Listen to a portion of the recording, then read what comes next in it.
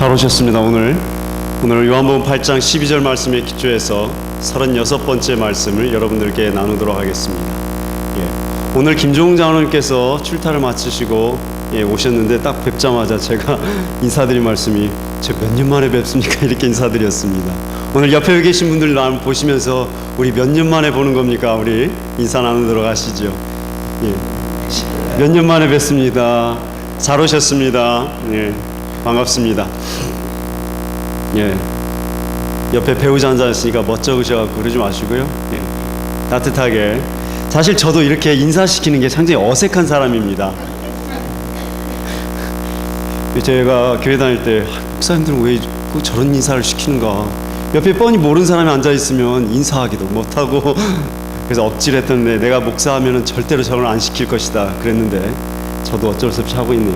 왜 그러냐면 여기 딱 앉아와 보면요, 여기 와서 강단에 딱 서보면 우리 성도님들 얼굴이 그냥 완전히 굳어 있어요. 어느 때는. 너무 경건하지 마세요. 예수님 만나러 오시고 하나님 만나러 오신 거기 때문에 즐겁게 편안하게, 혹시 또 제 얼굴 보고 왜 저 사람 또 앞에 서 있나 이러지 마시고 편안하고 인생 즐기시기 바랍니다. 오늘 이 8장 12절밖에 한 절밖에 안 되니까 얼마나 좋으세요, 그죠? 하나밖에 없으니까 읽기도 편하고. 그러나 그렇다고 설교가 짧은 건 아니어서 죄송합니다. 좀 더우신가요, 아내가? 괜찮으십니까? 괜찮으시죠? 이 말씀 전에 여러분들에게 한번 여쭤보겠습니다. 여러분 기독교인이십니까? 크리스찬이십니까? 무슨 근거로? 다 이해하셨단 말이에요. 내가 기독교인이냐? 네, 그랬단 말이에요. 무슨 근거로 기독교인인가? 그럼 하나 더 여쭤보겠습니다. 예수님 제자이십니까? 여러분이 생각할 때 여러분이 예수의 제자라고 생각하십니까? 무슨 근거로? 무슨 근거로 예수의 제자입니까? 사실 예수의 제자라고 불렸던 사람들은 누구였어요? 진짜로 딱 12명이었잖아요. 12명 중에서 하나는 없어지고 그들을 제자라 했습니다. 그 다음에 이제 몇 사람을 제자로 세우니까 뭐라고 분열이 나왔냐면, 그 당시 예수 막 돌아가시고 난 그 당시에도 얼마 지나지 않았을 때도 이렇게 나왔다고. 제가 무슨 제자냐, 예수 안 봤는데. 그렇잖아요. 직접적으로 예수를 안 봤는데 네가 무슨 제자야 이랬단 말이에요. 그거를 누구에 대해서 그 말이 나왔습니까? 그렇죠. 사도 바울에 대해서 그렇게 말했던 거예요. 사도 바울이 내가 편지에다 썼어요. 편지에다 예수의 제자 된 내가 어쩌고 쓰니까 누가 그래, 성도들이 그랬다고. 네가 무슨 제자인데 네가 예수 봤어? 이랬단 말이에요. 그 뒤로 예수의 제자에 대해서 우리는 많이 생각을 해봅니다. 다 제자라 하시거든요. 그런데 왜? 그렇게 되면 우리도 놀란거리게 되는 건 말이에요. 예수 안 보셨잖아요. 그때 사도 바울이 대답한 것이 그거였습니다. 내가 다메섹 도상에서 예수를 만났다. 이렇게 얘기합니다. 사도 바울이 우리에게 전해준 건 예수의 제자관을 확 바꿔주신 분입니다. 예수를 영으로 만난 자들, 그들이 예수의 제자라고 얘기합니다. 우리는 그래서 내가 예수의 제자가 되고 있는가, 정말 내 영혼이 예수를 만나고 예수를 닮아가고 있는가, 그거를 끊임없이 점검하는 자리에 있는 사람들, 바로 그것이 예수의 제자입니다. 이 자리는 바로 내가 예수의 제자도를 갖고 있는지 그것을 생각해 보는 시간, 그 자리입니다. 그렇죠? 그러니까 사실 이 자리는 굉장히 중요한 자리입니다. 상당히 심각한 자리입니다. 어찌 보면. 왜요? 우리 영혼의 삶과 죽음이 달라지는 길입니다. 내가 오늘 이 자리에서 하나님의 말씀을 들음으로 내 영혼이 살아나고 다시 예수를 만나는 시간입니다. 내가 예수를 만나지 못하면 어떻게 돼요? 넌 제자 아니야, 이렇게 되는 거예요. 이제 피지컬하게 육체적으로 우리가 예수를 못 만나는 건 당연합니다. 이제 내 영혼이 예수를 만나느냐 만나지 않느냐에 따라서 내가 제자인가 아닌가 갈라집니다. 분명한 것은요, 누가 구원받는지 안 받는지 제가 말할 수 없어요. 예수도 모른다고 그랬으니까. 그러나 예수의 제자가 되지 않으면 하나님 나라에 들어가지 못합니다. 맞죠? 맞죠? 하나님 나라 안 가실래요? 가셔야 되잖아요. 그러면 답이 뭐예요? 예수의 제자가 되어야 되잖아요. 그럼 예수의 제자가 되고 있는가 안 되고 있는가, 그거를 나한테 물어보시고 나의 삶을 돌아보고 내 영혼을 돌아보는 시간입니다. 그것이 예배의 자리입니다. 맞지요? 제가 틀린 거 아니죠? 근데 제가 그런 얘기를 듣습니다. 종종 우리 교회 성도님들 다들 연로하신데 예? 뭐 이렇게 심각한 얘기 하냐, 좀 편안한 얘기 해드리고 예? 그래서 그냥 좋게 그래야 사람들도 많이 오고 인기 좋을 거 아니냐 이겁니다. 저 그렇게 전혀 생각 안 합니다. 왜요? 오히려 반대입니다. 이제 우리가 하나님 앞에 갈 날이 얼마나 남으셨어요? 많이 남으면 30년 남으셨죠? 다들? 한 100세 생각하시면 아무리 30년 남았다 해도 내 육체가 70, 80이 되면 실제로 기능하기 어렵습니다. 그러면 그때는 정말 묵상의 세계로 깊이 들어가고 주님과 깊은 기도의 세계로 들어가야 되는 겁니다. 그렇기 때문에 실제로 우리의 남은 시간은 몇 년 아닙니다. 이때 주님을 만나야 됩니다. 이때 예수 그리스도를 입으로 고백하셔야 됩니다.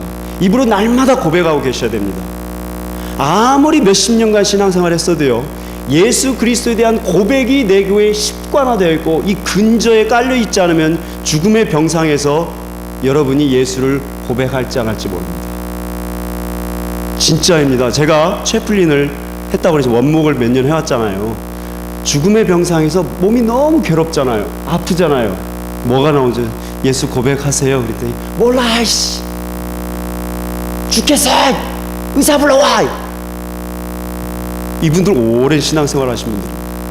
저는 그것을 봤기 때문에 제가 끊임없이 제가 마음에 고백하는 건 뭐냐면요, 어느 순간에도 복음 전하는 것을 게을리면 안 된다는 거죠. 제가 여러분에게 그 세상 말로 도덕적인 설교만 해드린다면 마지막 때가 내가 하나님 나라에 가서 제가 여러분들한테 좋은 소리 못 들을 겁니다. 이것이 제 목표가 아니고 이것이 제 설교관입니다. 아멘?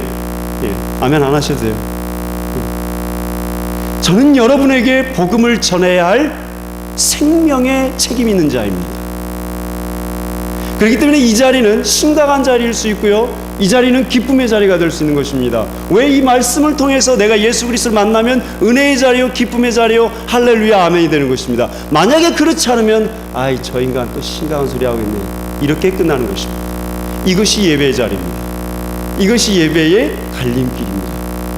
그러시죠?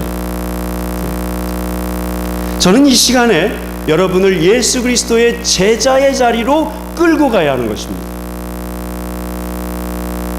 맞죠? 만약에 그냥 제가 여기서 설교만 하다 갈 사람이면 다른 사람 다 부르셔도 돼요. 더 좋은 사람 많아요. 그러나 이 자리에는 예수를 만난 자가 있고 예수를 만나지 못한 자가 있다는 사실을 우리는 갖고 생각하고 계셔야 됩니다. 물론 여기 다 만나셨으니까 걱정 없으십니다만은, 예. 우리는 우리를 기독교인이라 생각합니다. 우리는 우리를 예수의 제자라고 생각합니다. 그러나 그 근거는 어디에 있으셔야 돼요? 초대교회에 있으셔야 됩니다. 초대교회 예수의 제자들이 어떻게 해서 그들을 제자라고 했는지 우리는 그것이 우리의 기준이 되어야 됩니다. 맞지요? 제 말 맞지요? 우리가 PCUS에 소속되어 있다고 우리가 기독교인이라고 생각하시면 큰 착각이십니다. 절대 그렇지 않습니다. 네, 제가 좀 톤이 올라갔어요. 복음을 전하는데 물에 빠져 죽어가는 사람이 있잖아요. 물에 빠져 죽어가는 사람이 있으면 뭘 해야 된다고 그랬으니까 제가 늘 얘기 드렸죠. 물에 빠져 죽어가는 애가 있는데 수영 못해 못 빠져나와. 그럼 어떻게 하셔야 돼요? 온갖 거 다 있는 거 다 벗어 제끼고 셀폰이고 뭐고 간에 다 벗어 던지고 소리 지르며 야 사람 살려라 물에 빠진다 소리 지르고 들어가야 되는 게 정상입니다. 그것이 복음을 전하는 자의 사명이요 태도라고 저는 생각합니다. 그런 마음으로 이 자리에 서 있습니다. 이 자리에 여러분에게 하나님의 말씀을 나누는 이유가 그렇습니다. 당시 초대교회 제자들은요, 초대교인들은 다 어떤 사람들로 인식되었습니까? 세상에게 이단이었습니다.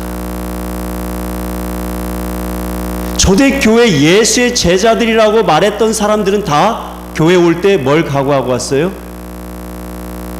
죽을 각오하고 왔어요. 초대교회 교인들, 기독교인들의 자세는 전부 뭐였냐면요, 순교의 각오로 이 자리에 나왔습니다. 그들이 이 예배 자리에 나왔을 때는요, 눈물의 잔치였고 은혜의 잔치였어요. 왜? 살아있잖아요. 안 죽고 살아왔잖아요. 그것이 예배였습니다. 그들이 밥 먹을 때 있잖아요. 밥 먹을 때 그게 만찬이었어요. 그게 최후의 만찬이었어요. 왜? 이때 이날 먹고 그 다음 주에 못 올지 모르기 때문에. 그게 최후의 만찬이었어요. 여러분, 우리 밑에 나라에서 밥 먹는 거 있죠? 돈 많이 들고 힘들지 모르지만 그게 우리의 최후의 만찬입니다. 여기서 뭐 빵 쪼가리 뜯고 뭐 포도주 좀 나누고 이게 최후의 만찬이고 이게 커미니언이신 줄 아시지만 그건 형상한 것 뿐입니다. 진짜 최후의 만찬은요, 밑에 가서 예배 드리고 밥 먹을 때예요. 그게 최후의 만찬입니다. 오늘 그거 생각하시면서 밥 드세요. 우리가 그 자리에서 밥 먹으면서 우리가 오고 가는 대화가 무엇인가 생각해봐요. 한 주간 어떻게 예수의 은혜 가운데서 살 것인가. 그걸 생각하는 것이 바로 그 예배의 자리요, 친교의 자리였습니다. 그리고 그들이 모였던 모습이 잘 보면요, 목장, 우리가 목장하는 거 있죠? 그게 진짜 예배였고 그게 교회였어요. 그게 초대교회였어요. 우리 PCUS의 교단은 300년이 넘은 교단입니다. 우리가 이 교회에 나온다고 해서 기독교인이 아닙니다. 우리가 진정으로 예수 그리스도를 만나지 않는 이상은 우리는 기독교인이 아닙니다. 우린 제자가 아닙니다. 당시 초대 교인들이 행했던 그 마음과 삶을 갖고서 그대로 살고 있지 않으면 우리는 제자가 아닙니다. 그들은 그날 그 시각에 예배 마치고 만찬을 마치고 가면 뭐였어요? 그 다음에 예수 그리스도를 전하는 거였습니다. 무슨 의미였어요? 같이 죽자였어요. 같이 죽자. 같이 죽자였어요. 그들은 예수 그리스도를 전하고 나면 죽는 자리에 있었던 사람입니다. 그게 제자고 그게 기독교였고 그게 예수교예요. 그런 마음으로 이 자리에 오신 줄 믿습니다. 우리는 지금 이 자리에서 하나님의 생명의 말씀을 들어야 합니다. 그래서 예수를 만나야 하고 영의 체험을 하셔야 됩니다. 예수님이 오늘 나에게 그랬습니다. 나는 세상의 빛, 생명의 빛이라 그랬습니다. 전주에 제가 무슨 말씀을 드렸습니까? 우리 전주에 8장 처음 시작할 때 무슨 사건이 나왔습니까?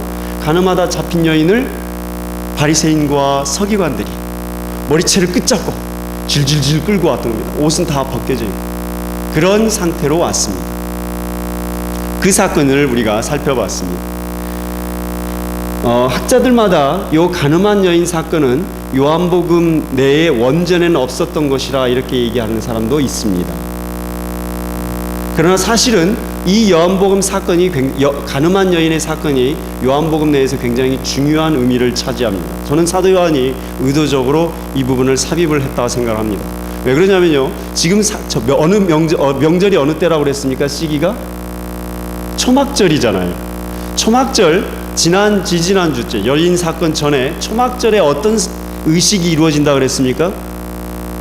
초막절에 다 잊어버리신 거 감사합니다. 아멘.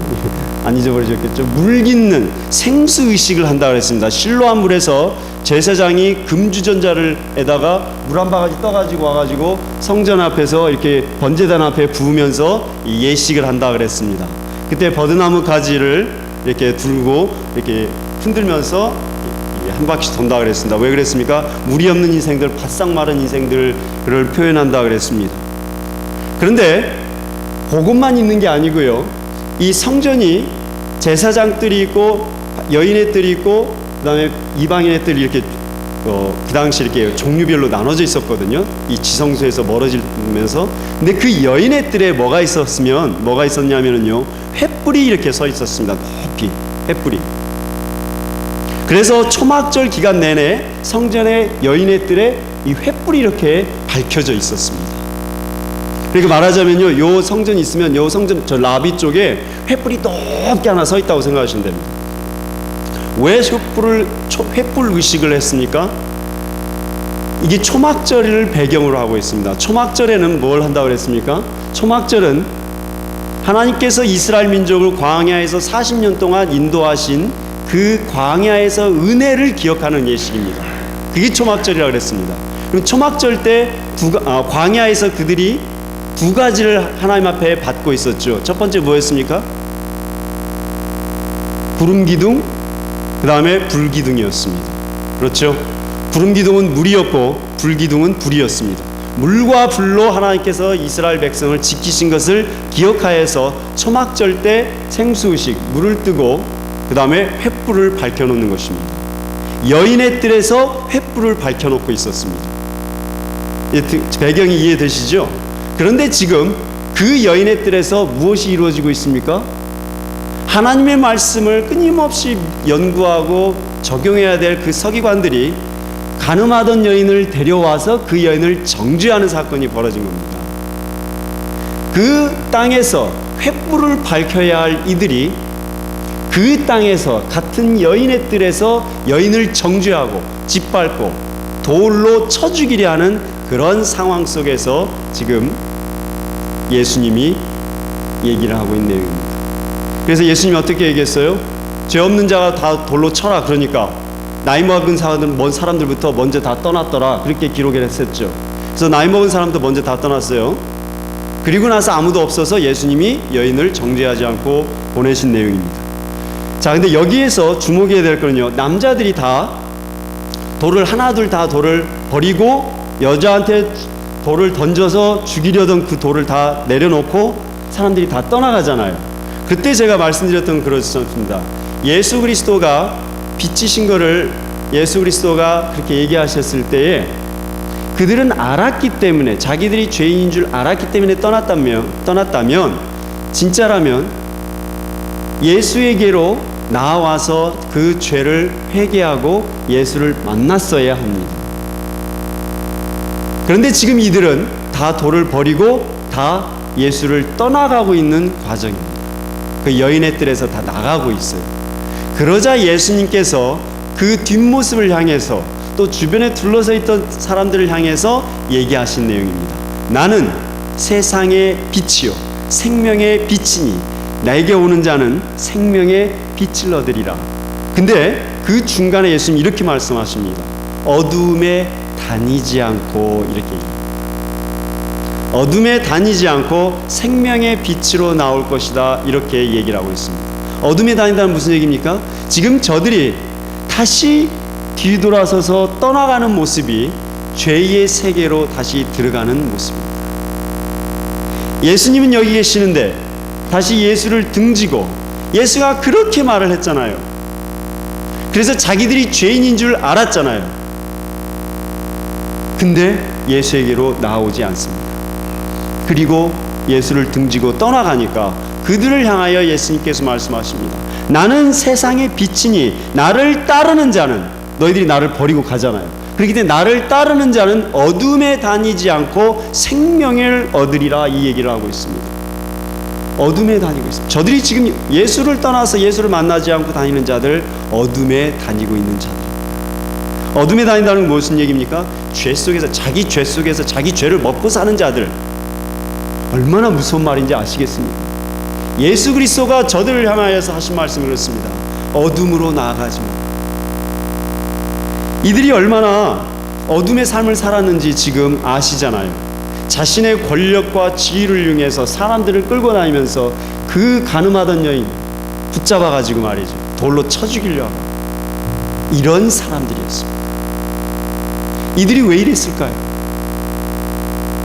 외로웠기 때문에 그럴 거예요. 아무도 알아주지 않잖아요. 사실 이들은요, 평생 몇십 년을 종교라는 율법에 매여서 살아온 사람들입니다. 율법을 지켜오면서. 그러나 율법을 지켜왔던 이들은 그 내면에 기쁨이 없고 그 내면에 자유함이 없었습니다.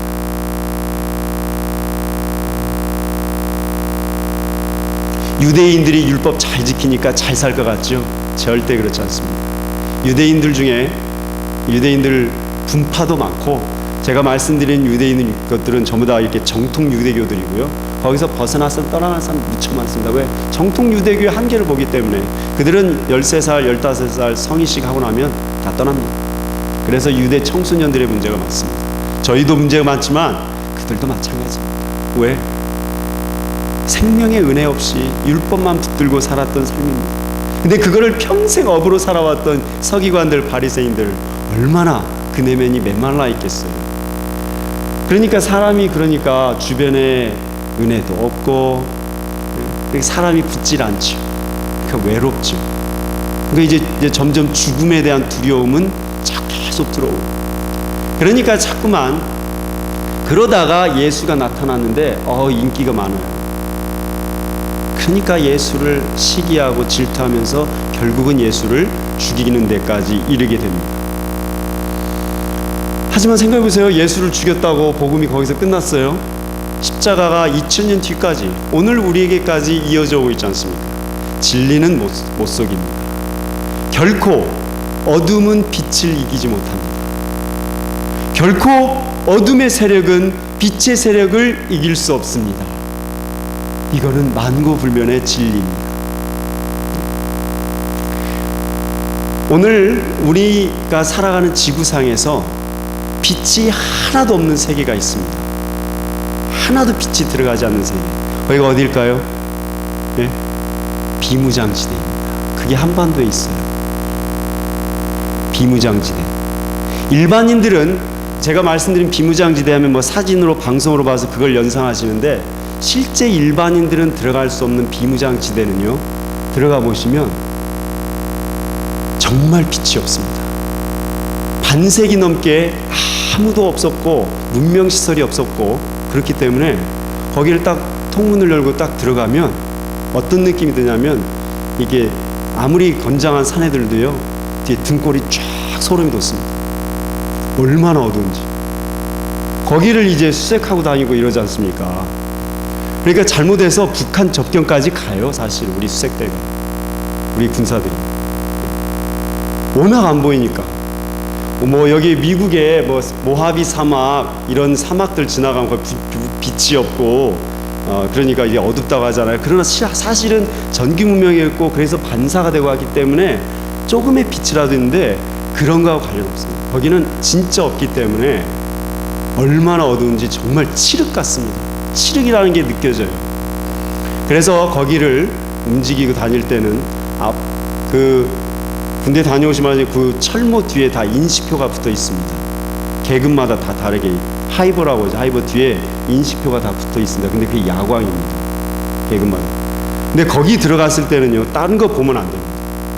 그 앞 사람 뒤에 있는 인식표가 안 보이면 움직이면 안 됩니다.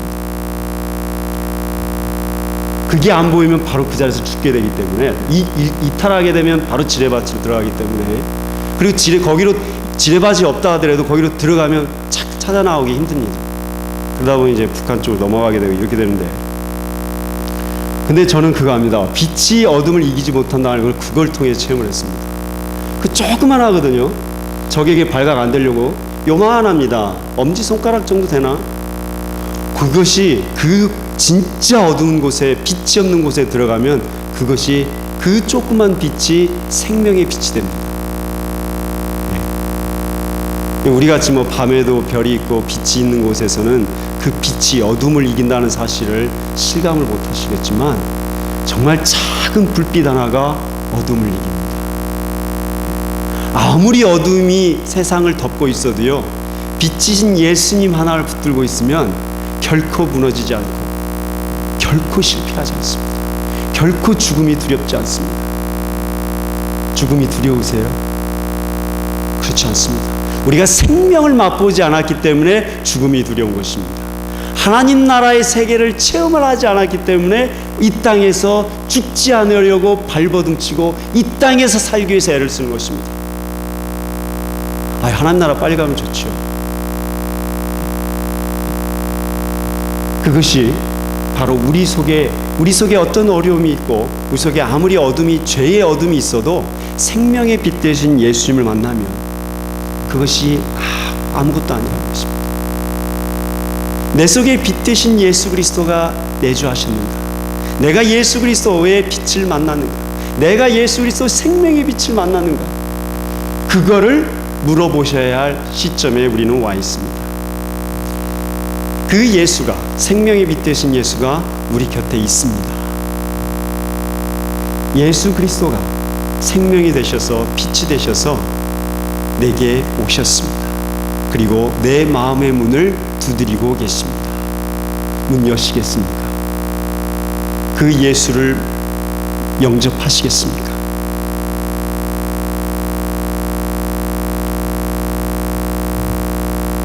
이건 하고 안 하고의 문제가 아닙니다. 언젠가 여러분의 삶의 어느 여정 가운데서 제가 드린 이 말씀을 기억이 나신다면 그때라도 예수 그리스도를 구주로 마음에 모셔야 합니다. 이 체험이 없으면 우리는 마지막 죽음의 직전에서 무엇을 볼지 모릅니다. 죽음 직전에는 딱 두 가지입니다. 그것만 물어보면 확실합니다. 무슨 색깔입니까? 제가 하도 체험을 많이 해가지고요, 마지막 직전에 가서 죽음 직전에 있는 임사에 계신 성도들이나 환자들에게 물어봅니다. 무슨 색깔이 보입니까? 왜냐면 그때는 의식이 가물가물하기 때문에 이것저것 없어요. 그러나 그때는 딱 한 색깔입니다. 무슨 색깔입니다. 근데 어둠의 색깔을 얘기하는 사람들은요 정말 힘들어합니다. 그래서 그런 사람은 만일 제쳐두고 가서 주기도문 시키든지 영접시킵니다. 그것이 우리가 해야 할 삶입니다. 마지막까지 가서 그렇게 고생하실 거 아니잖아요. 오늘날 기독교는 기독교가 아니라고 합니다. 여러분 그 말 들어보셨습니까? 오늘날 기독교는 사실 기독교 아닙니다. 우리가 해오고 있는 이 기독교 형식은요 기독교 아닙니다. 초대교회 때 예수의 제자들이 이렇게 하셨습니까? 안 하셨습니다. 그들은 다 가정에서 모여서 정말 예배 드렸고 그게 마지막으로 알고 예배 드렸던 사람들입니다. 무슨 형식이 있었고 뭐가 있었습니까? 그들에게 무슨 율법이 필요했습니까? 죽기 직전인데 그들이 먹는 밥이 마지막 최후의 만찬이었는데 무엇을 탓할 게 있습니까? 생사가 갈린 마지막 순간인데 진짜였습니다. 저랑 계시록 공부해 보시면 알죠? 제가 지난주 토요일에 뭐라고 말씀드렸습니다. 계시록 공부했다고 우리는 미래를 예언하고 말이죠, 앞으로 세상이 어떻게 돌아가겠다 예측하고 그럴 줄 아시는데 전혀 그렇지 않다고 그랬습니다. 계시록 공부하고 나서 무슨 꼭 좌판 깔려고 생각하시는 분들이 많다고 그랬습니다. 계시록은 그거와 관련 없습니다. 계시록은 마지막에 죽음의 직전 앞에 있던 황제에게 끌려가서 굶주린 사자 앞에서 일주일간 굶주린 사자 앞에서 사자밥이 될 성도들에게 전했던 예수 그리스도 사도 요한의 마지막 메시지였습니다. 처음 시작할 때 어떻게 시작한다고 그랬어요? 예수가 증인이 되었으니까 니네도 증인이 되라 그랬어요. 예수가 죽었으니까 너희도 죽어라 그랬어요. 예수가 부활했으니까 너희도 부활해라 그랬어요.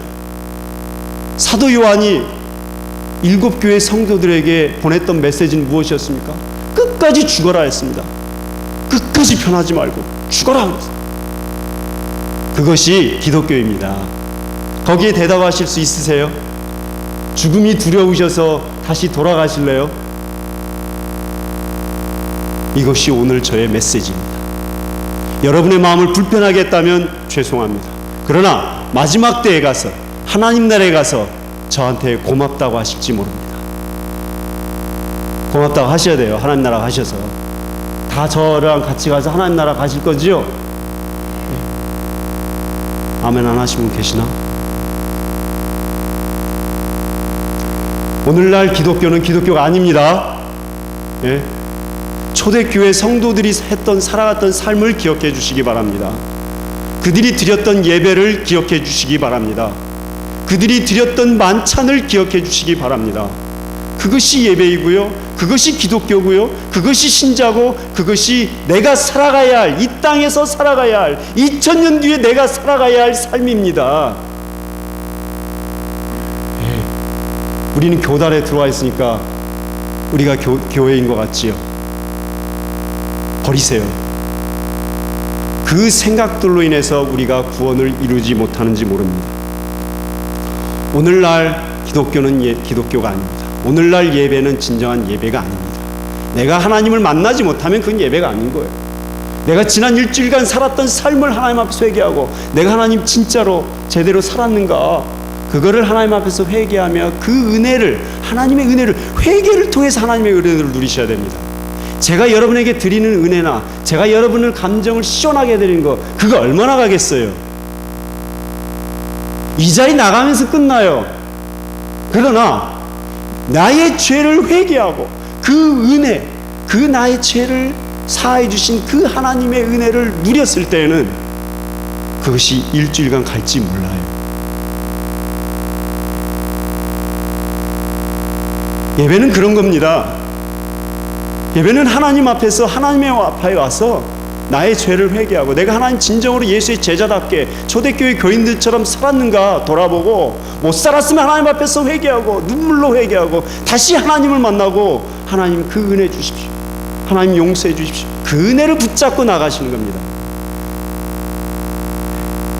제가 드리는 말은 다 소용없습니다.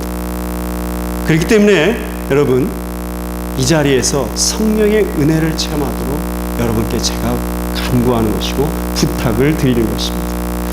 제가 부족하면 용서하십시오. 제가 여러분의 마음을 상하게 했다면 용서하시기 바랍니다. 그러나 저를 통해서 어떻게든지 여러분께 나아가고 여러분을 만나기 원하시는 성령님의 마음을 헤아려 주시기를 바랍니다. 오늘날 교회 안에는 하나님을 믿지 않는 자가 있고 하나님을 믿는 자가 있는 것을 아셔야 합니다. 하나님을 만난 자가 있고 하나님을 만나지 못한 자가 있는 것이 우리의 현실입니다. 그래서 이제는 거꾸로 교회 안에서 영적인 핍박이 이루어지고 있습니다. 오늘날 우리가 핍박이 없는 세상에서 살고 있다고 생각하시면 오해이십니다. 오히려 교회 안에서 보이지 않는 핍박이 이루어지는 것이 현실입니다. 오늘날 목사들끼리는 그런 얘기합니다. 오히려 말씀을 말씀되게 전하면 힘든 세상에서 우리는 목회하고 있다 그럽니다. 왜 그러냐면 생각해 보세요. 여러분들 인터넷으로만 딱 클릭하면 유명한 목사들 얘기 다 들으세요. 그렇잖아요. 심지어 돌아가신 목사님 얘기도 많이 들으세요. 오카노 목사님 설교 지금도 들으실 수 있어요. 그렇지 않으세요? 그런 세상입니다. 그렇기 때문에 성도들은, 신자들은 얼마든지 자기 구미에 맞게 설교를 찾아서 자기 성격에 맞게 설교를 들을 수 있는 시대입니다. 이런 시대 가운데서 정도대로, 복음대로, 성경대로 전하면 비교당하지요. 옥하는 목사는 이렇게 설교하는데 너는 왜 그러냐, 이렇게 되는 현실입니다. 저 사람은 좋게 설교하는데 당신 말은 좀 부담스럽다. 얼마든지 이런 시대입니다. 그런 유혹을 저도 받습니다. 얼마든지 할 수 있습니다. 그러나 그것이 나에게 맡겨주신 내 교회, 내 영혼들의, 내 성도들의 영혼을 갉아먹는 짓이라는 것을 또한 알고 있습니다. 그래서 저는 하나님의 말씀 외에는, 그리고 그 말씀에 전해져야 한다면 어떤 오해를 무릅쓰고라도 저는 전할 수밖에 없는 사람입니다. 그리고 그런 위치에 있는 사람입니다. 그리고 그런 시대를 저는 살아가고 있습니다. 예수님이 빛 되셨다는 사실 붙드시는 그런 한 주 되시기 바랍니다. 예수가 살아있으세요. 아무리 어둠이 많은 것 같고요, 어떤 핍박이 오더라도요, 걱정하지 마세요. 예수 살아있어요. 진리는 살아있어요. 빛은, 조그만 빛은, 촛불 하나라도요 칠흑 같은 어둠은 이겨냅니다. 기쁘지 않으세요? 웃으세요. 기뻐하세요. 예수가 이 땅에 계십니다. 그 생명 되신 예수, 그 빛 되신 예수를 붙잡고 우리는 나아갑니다. 우리 교회가 그런 교회입니다. 여러분들이 바로 그런 성도님들입니다. 빛 되신 예수의 제자 되실 것입니까? 아멘. 축복합니다. 기도하겠습니다. 하나님 아버지, 예수 그리스도가 빛 되시고 예수 그리스도가 생명이심을 이 시간 증거하였습니다. 이 시간 우리 성도님들 빛 되신 예수님을 그 심령에 모셔드렸습니다. 하나님 아버지, 어떤 상황 가운데서도 예수 그리스도를 만나고 예수 그리스도를 붙잡고 예수 그리스도의 빛 되심을 증거하는 빛된 인생을 살아가게 도와주시옵소서. 우리의 내면에 어떠한 죄악이 있을지라도 생명 되신 예수 그리스도를 만날 때 우리가 진정한 예수의 빛됨을 하나님 증거할 수 있습니다. 하나님 아버지, 한 주간도 우리 성도님들 한 분 한 분 붙잡으셔서 빛 되신 예수님의 그 은혜와 사랑을 충만히 누리는 영광된 삶을 살아가도록 축복하여 주시옵소서. 예수 그리스도 이름으로 기도합니다. 아멘. 감사합니다.